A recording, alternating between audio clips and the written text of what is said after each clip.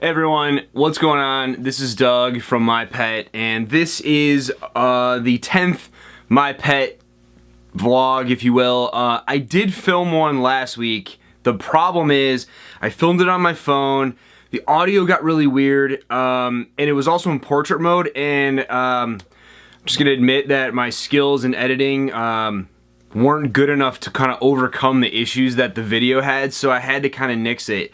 But I was kind of talking about in that video involved not setbacks, but sort of that feeling of, you know, you're doing something, things are going well, and then you hit your first sort of plateau, or maybe even a step back, and it might not even be from a business standpoint, it might just be from a life standpoint. Last week I was talking about how I have like 5 things up in the air that I would argue, you know, 2 or 3 of those things would probably be enough to be relatively overwhelming, and the extra couple really kind of pushed it over the top. Mind you, this isn't anything that I didn't sign up for. It's just when you're doing something and you're trying to be consistent, and that piece of the pie, like I talk about in previous videos, gets smaller and smaller in terms of each part being filled, it can get a little overwhelming. And I was talking about how I kind of like had to kind of go through that feeling and then get past it, and that kind of speaks to that whole idea of kind of putting your head down and going to work. I have no expectation that the things I'm doing right now are going to pay immediate dividends. For example, you know, every dollar we may make, we obviously spend it. It goes somewhere. We bought product, we have to pay that back, and then also we have, you know, other things we do. You know, we donate 20% of our profits. I'm sorry, not even profits, 20% of the sale, which is very different than profits, because if it was 20% of the profits, it'd be a lot smaller of a number. But we donate 20% of the actual sale. There's just a lot of things that go down, and it's part of it. As a matter of fact, I'd argue if that kind of stuff didn't happen and didn't happen regularly, a lot more people would probably be running businesses on their own and not working for other people, which, mind you, isn't a slight on anyone else at all. What it is, though, is it's that it's kind of the talk versus the action, right? It's like, I want to get in shape. And it's the guy that talks about getting in shape, but actually maybe goes once in a while, versus the person who actually does it. I mean, I know people who didn't even tell me they were trying to get in shape, just kind of come out of the woodwork 6 months later, and I'm like, what the hell happened? Like, you look amazing. And then there's people that you know who probably talk about it constantly, and you may never see an actual result. So anyway, last week was kind of about that topic. I feel really good about where I kind of ended the week versus where I started it. But it kind of goes back to the whole idea of, like, nothing in this is glamorous. Not one part of it is this, like, self-fulfilling, like, you know, applause fest you give yourself. It's just a lot of hard work, and, you know, it's a lot of being in a basement by yourself at night, or you know, doing things early in the morning, or fitting in 5 minutes here, 5 minutes there. No one's giving you, you know, applause for that. And just, if you want to do it, you do it. So on to this week, and I wanted to kind of, being that I'm going to be a father in a few months, I've been a lot more internalizing, like, my feelings. I've been thinking about life and just sort of what it means to do anything that I do. Like, why do I get up in the morning and go to work? Why do I go to work? Why do I do what I do? Like, all these questions of why. And I kind of think the title of this video should just be why.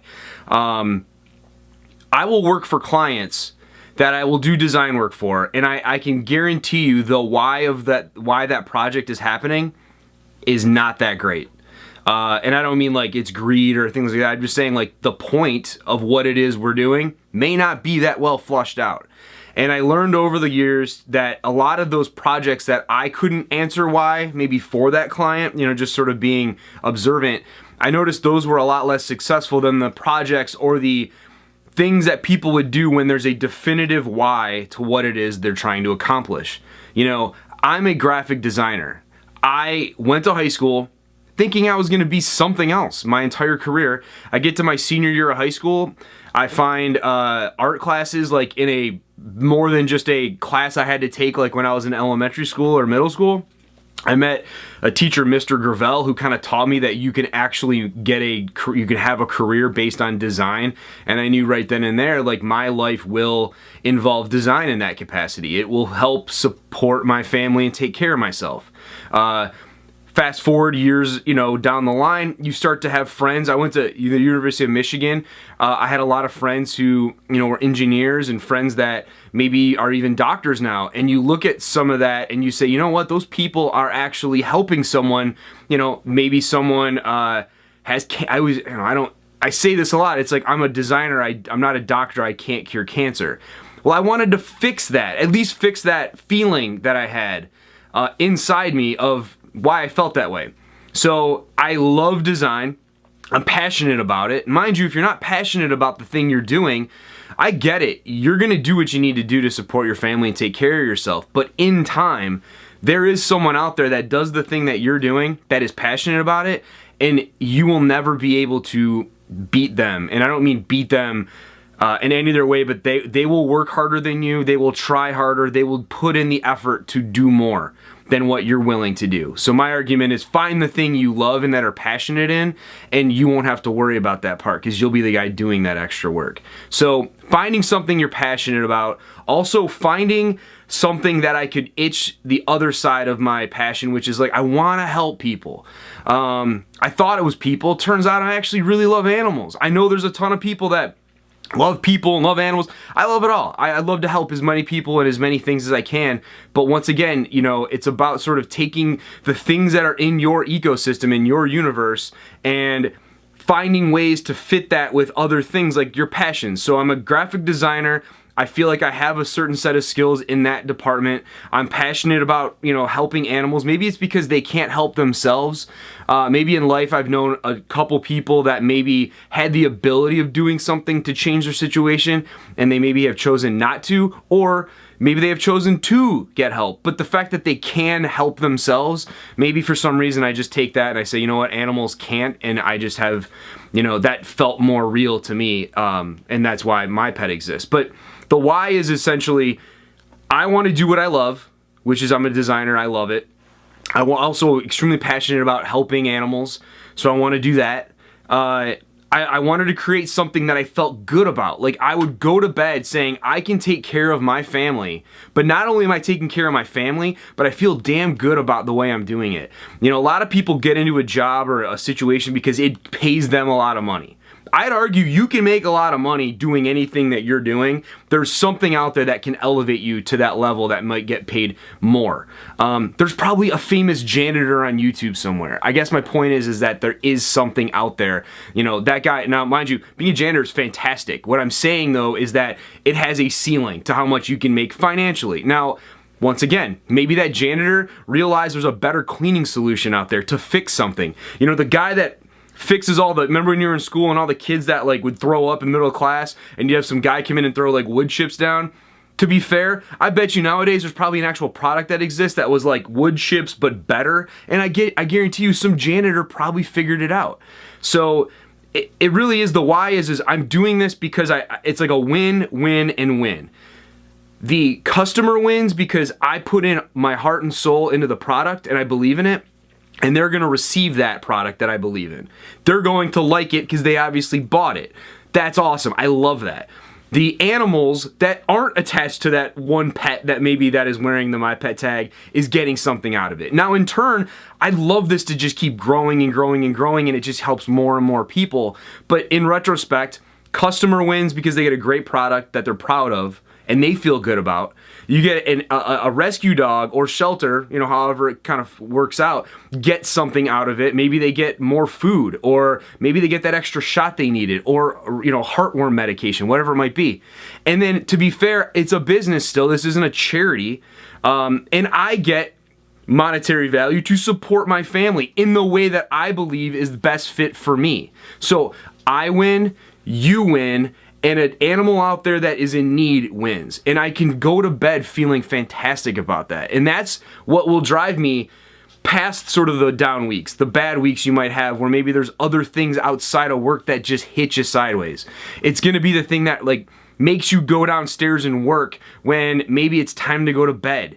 And it's also going to be the thing that drives me when I have a baby in 2 months. And it's about sort of taking care of a responsibility that is beyond myself. Trying to set myself up for success in a way that helps everyone. And it's not one of those things where, you know, we talk about all these things and politicize a lot of stuff where it's like, you know, big corporations. Well, the reason I think we kind of feel that way is because, like, look at cable, for example. No one feels great about their cable provider. As a matter of fact, they're finding a way out of it. They're attempting to.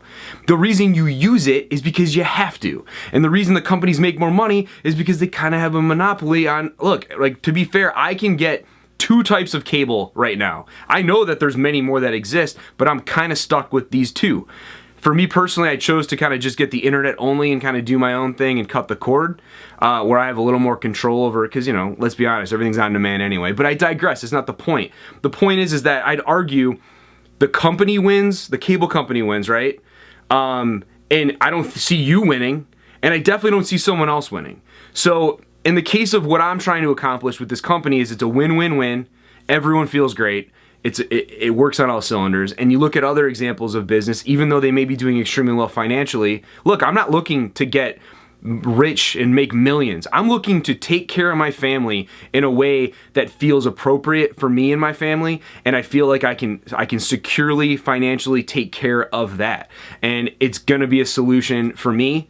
And I'm extremely excited to kind of keep pushing that and keep moving and seeing where it goes.